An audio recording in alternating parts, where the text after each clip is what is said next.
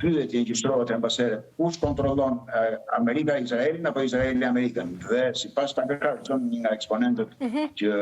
vjen pro Trump, por tashmë është çik më ndryshe pikërisht për shkak të Izraelit, ai thotë që kryeministri i Izraelit bredh lart të poshtë për Izrael dhe në Shtetet Bashkuara të Amerikës dhe në vendet e rreth përqark rajonit, dhe mburret se ai kontrollon Kongresin, kontrollon presidentin, kontrollon Shtetet Bashkuara të Amerikës.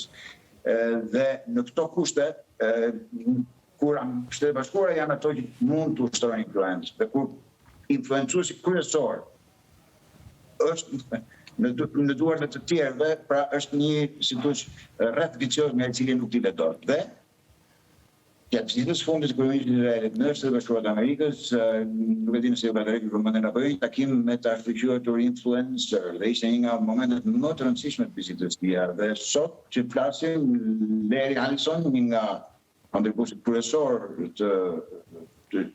ndihmë të Izraelit, drejtori ekzekutiv dhe pronari i Oracle, kam bler TikTok, sipas Caroline Levitt, zonë se është bizbar, TikToku tash do pastrohet, sigurohet dhe pastaj algoritmi do ritrajnohet sepse TikToku ka qenë shkaktari kryesor sipas tyre për indoktrinimin e ri.